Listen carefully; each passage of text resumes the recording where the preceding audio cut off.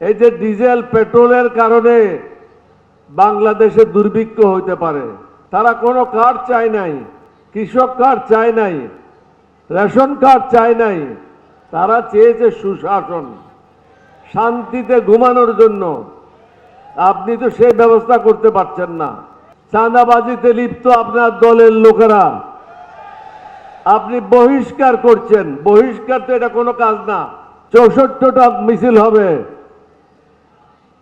কোথায় সামলাবেন? আপনার পক্ষে কি সামাল দেওয়া সম্ভব? যদিও আমার সেই দৃষ্টতা নাই। অক্সফোর্ড ব্রুকস থেকে পিএইচডি করেছি, আর্মিতে আউটস্ট্যান্ডিং রিপোর্ট পেয়েছি, সর্বপ্রথম বিদ্রোহ করেছি, রাষ্ট্র পরিচালনা করেছি, সফল যোগাযোগ মন্ত্রী ছিলাম। তারপরেও মনে করি এখনো পর্যন্ত আমার অনেক জিনিস শিখার বাকি আছে। প্রধানমন্ত্রীকে বলবো, অহংকার আমাদের মধ্যে অনেকের আছে এবং এই অহংকার আমাদেরকে ধ্বংসের দিকে ধাবিত করছে। আপনার দলের নেতা, আপনার মহাসচিব নিজেই বলেছে 24-এর আন্দোলনের সাথে বিএনপির কোনো সম্পর্ক নাই। এটা কোনো আমি বলছি না, অন রেকর্ড আছে। তাহলে শহীদ হলো কারা? আজকে যারা মঞ্চে বসে আছে তাদের ছেলে মেয়েরা, সামনে যারা বসে আছে তাদের ছেলে মেয়েরা, বিএনপির কেউ না। আপনি বিদেশে ছিলেন, আপনাকে যা বলা হচ্ছে আপনি সেটাই শুনছেন, কিন্তু প্রকৃত অবস্থা আপনি দেখেন নাই। 20, 30, 40 লক্ষ লোক ঢাকাতে কিভাবে প্রবেশ করেছে এক একটা রাস্তা দিয়ে। যাত্রাবাড়িতে যান 15 লক্ষের উপরে, টঙ্গীর থেকে নিয়ে বনানী পর্যন্ত।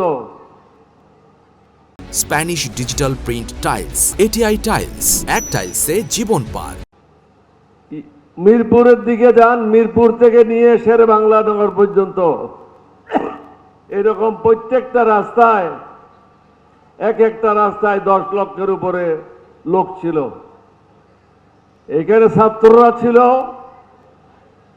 জামাতের অধিকাংশ ছাত্র নেতারা ছিল, সাধারণ জনগণ ছিল।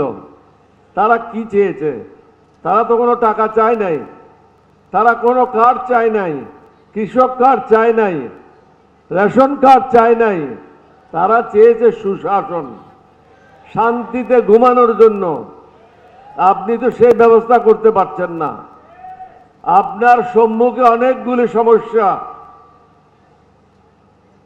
এই যে ডিজেল পেট্রোলের কারণে বাংলাদেশে দুর্ভিক্ষ হইতে পারে, রেকর্ডে থাকলো, দুর্ভিক্ষ হওয়ার সম্ভাবনা আছে।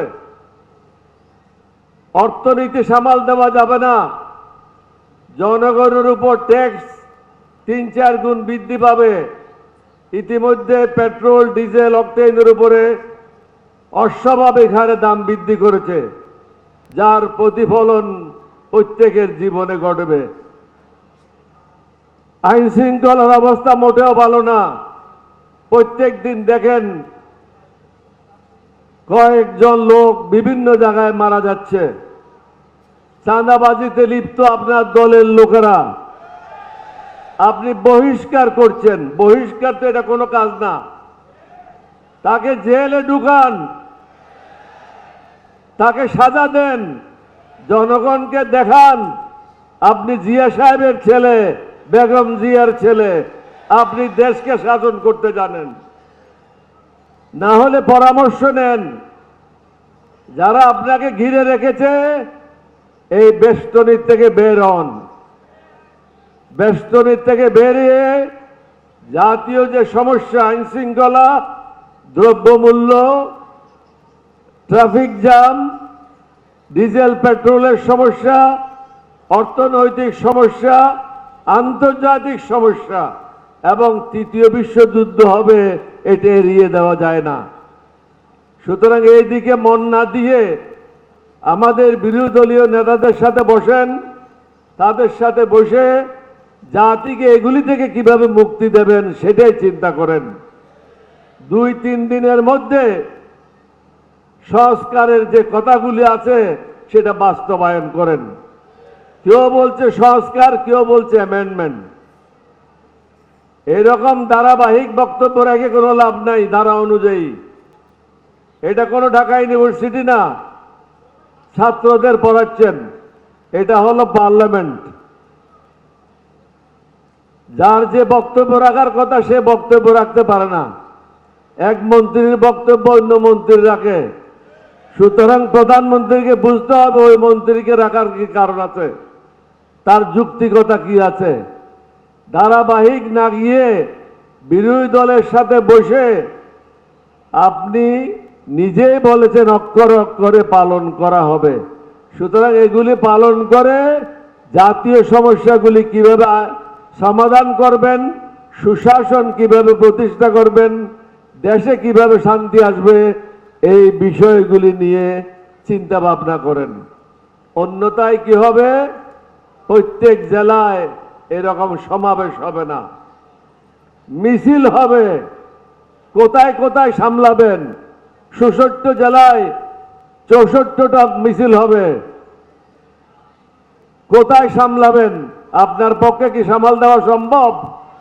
ঢাকাতে হলে হয়তো আর্মি নিয়ে আসবেন, পুলিশ নিয়ে আসবেন, কিন্তু একই সময়ে 64 জেলায় এবং প্রত্যেকটা উপজেলায় যদি হয়, সামাল দেওয়ার ক্ষমতা আপনার সরকারের নাই, আপনার মন্ত্রীদের নাই। এই কথাগুলি চিন্তা ভাবনা করেন, অভিজ্ঞ লোকদের পরামর্শ নেন।